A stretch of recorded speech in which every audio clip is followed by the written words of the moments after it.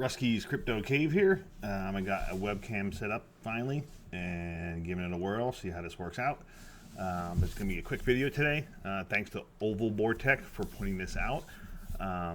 The SRB miner version 2.37 is going to be discontinued. Well, not really discontinued, more like blocked from Dynex pools and MATLABs and stuff like that starting tomorrow. So you need to upgrade either to SRB 2.3.8, or if you're on NVIDIA, you could switch over to 1.0 miner. I only have 2 rigs on Dynex right now. It's my 20 series rigs, the 2080 Ti's and the 2070s. So I did initially switch them back over to 1.0 miner, and then just recorded like the power usage and the hash rate and stuff. And then I upgraded the rigs to SRB 2.3.8, and the 2.3 SRB miner is more efficient. Hash rate slightly lower, but it's definitely more efficient. So we can get into the numbers there and take a look at that. But let's go over to an SRB miner here under GitHub. I'll leave a link to this in the description below. It gives a little description. I guess they were informed by the developers. That's some things they made in their last update, caused some invalid proof of work solutions. So it's going to be discontinued and blocked by the pools and the MATLABs and stuff. So you have to, if you're going to continue using SRB miner, you have to upgrade to 2.3.8. Older versions will stop working in a few days, but according to Old Vortech, it's going to be tomorrow. So you just want to upgrade this and get that out of the way. So I'll leave a link to this GitHub in the description below. If you're currently on 2.3.7, you can just open up your miner console or Hype start, and this code right here, just copy and paste that, and you'll be able to upgrade to 2.3.8. It did notice with SRB 2.3.8 that it does take a very long time to initialize and start up and start mining. It seems longer than the previous versions, so I'm not sure what the deal is there, but whatever, it still works, it's still hashing away. We can go in my Hive. Here's the 2080 Ti's. It's been up about 4 hours or so, 3 hours and 47 minutes, and it's been on. I did have to update to the latest version here. Not sure if it was a complete requirement. Oh, and the drivers that I'm on to is 525.116.04, and I'm currently getting 42.4. And this rig is on an Octaminer, so that shows the power usage is at 947. Then go to 2070s, right there. And this is the 2070 rig. This one is on Dynex as well, on Deep Miners Pool. Similar time frame is when that was updated. That is getting 19.98. This one is not in an Octaminer, it's an open airframe. So I have it connected to a Wemo device, which I could check the power usage at the wall, because it shows 408 here. And I did screen grabs. Here is the screen grab from the Wemo. At the wall, it's pulling 507. And then here you can see the overclock comparisons between the two of them. And the 2070s, I did the software power usage and what's at the wall from the Wemo. And 1995 at 415, it showed what 407 or something like that in there before, but it fluctuates a little bit. But when I recorded these numbers, this is what it was.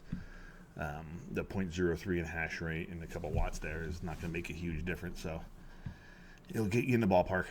And then at the wall power, you can see the efficiency did drop substantially, because there's probably about 80 to 90 watts for the system usage that gets added in.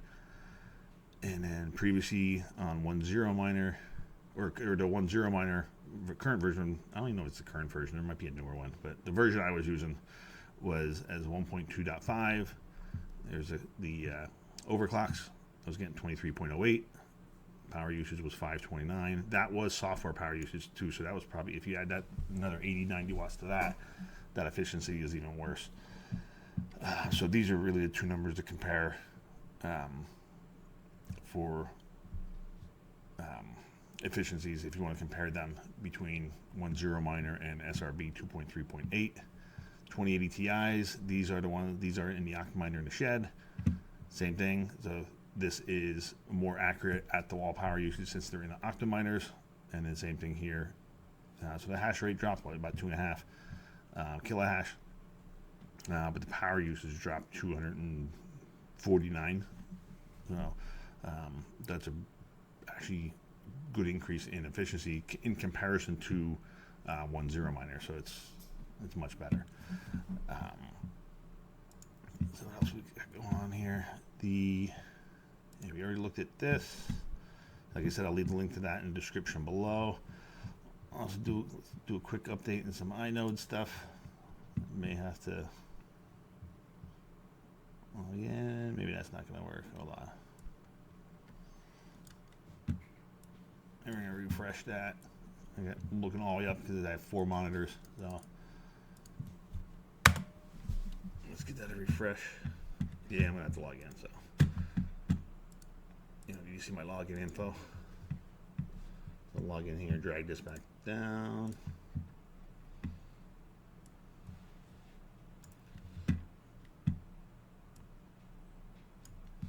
All right.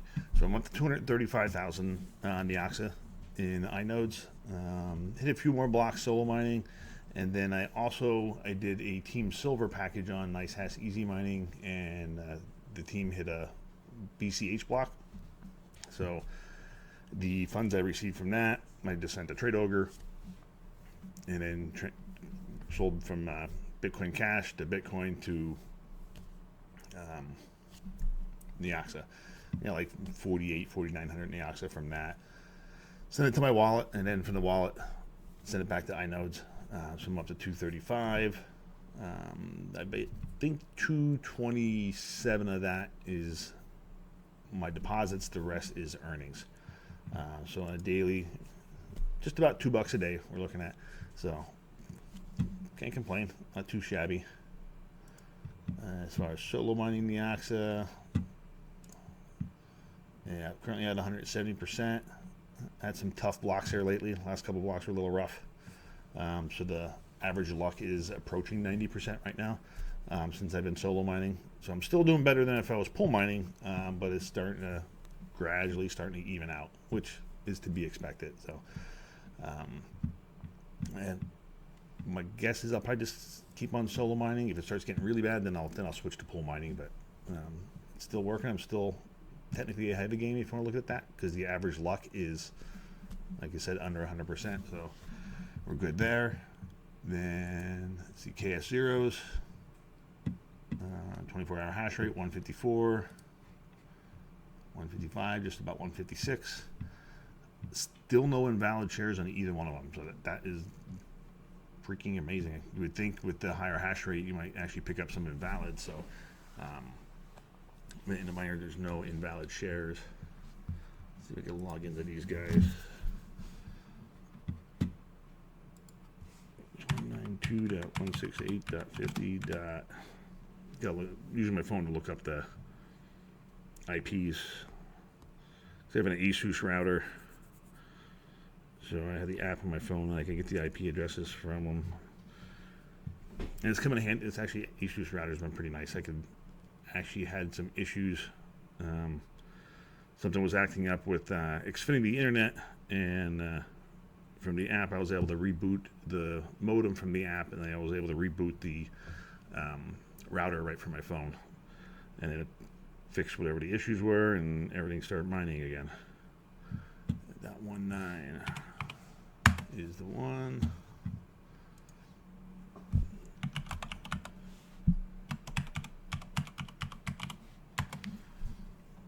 Sure, we'll save it. The pull rejection rate is 0%. Almost going on 13 days. Let's see the other one, 192.168.50. This one is 62.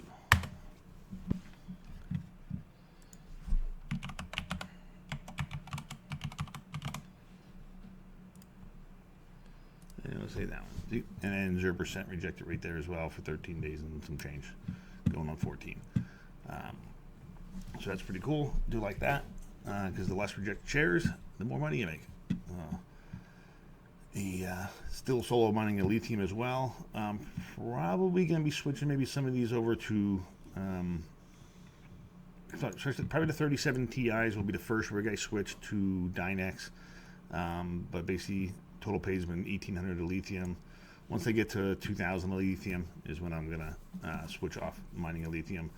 I think maybe once I get this next payout, which is when this gets to 100, is when I'll get another payout. Then I'll switch the 3070 Ti's over to Dynex and maybe even mine that to a separate wallet address.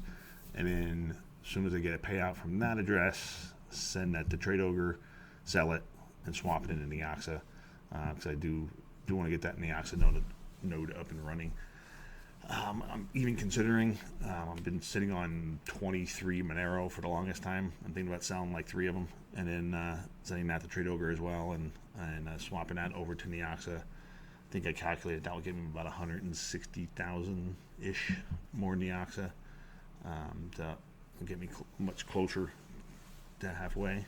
But still have a long way to go. But I'm trying not to put any cash out of pocket and buying Neoxa to get there. Ideally, I would like to mine it all, but which I mean, I eventually get there, but I don't want to wait that long. So I have some patience, but not. I don't know if I want to wait that long. Not that much patience, I guess. So, but everything else, though, as far as the farm goes, still mining pretty much the same old stuff. Nothing really changed. The 3070 Ti's and the 3080s are the rigs that are on a lithium. The 23070 rigs on Neoxa. The 1660 Ti's on Neoxa. The 20 series rigs are the ones on Dynex. And the 3060 Ti's are the ones that are on Ergo and Radiant and Zilliqa. I have been staking Zilliqa through the ZillPay app. You can go right in there and you can stake the Zilliqa. They have tons of different options where you can stake it. Since I've been doing it, I think I have about 13,000 Zilliqa staked. I have earned about 140 more Zilliqa. So it's not a ton, but it's something. It would be just sitting in the ZillPay wallet doing nothing anyway, so might as well put it to use. So, other than that, not much going on. I'm going to be messing around in the shed a little bit, probably on Wednesday, I believe, maybe even Tuesday night, because my schedule got mixed around because we've got people on vacation and stuff. So I'll be done work at 3 on Wednesday, so I might start tinkering around out there. I'm debating about pulling the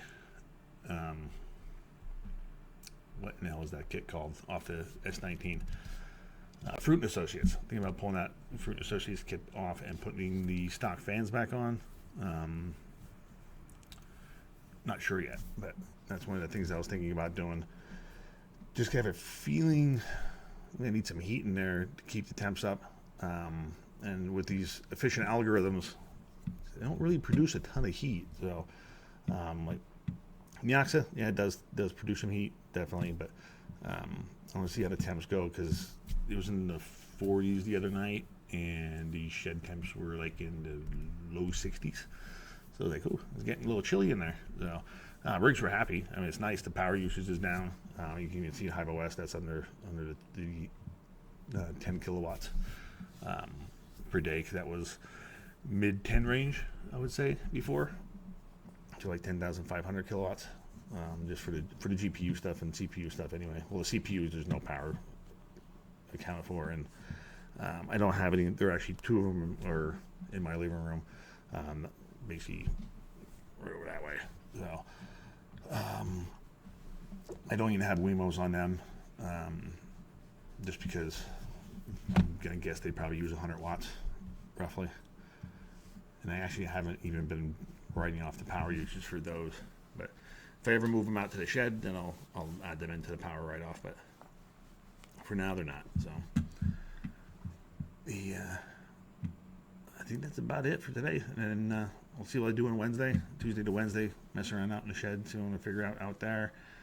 And I may not do anything. I don't know yet. I just gonna figure things out and play with things and see how it works and go from there. Just kind of a pain in the butt to take the the shrouds off and the fans, and you got to tear it apart. And I was hoping to kind of coordinate that when my Brains OS board came in, because I'm still waiting on that. It was originally supposed to ship in September, then it seemed like it's delayed now to Q4. So we're halfway through the first month of Q4. So I didn't have any notifications yet that it shipped. So I'm hoping it will ship sometime soon. So I may just wait until that ships just to disassemble everything, so I'm not tearing it apart multiple times. But we'll see about that. But anyway, until the next one, we'll catch you later.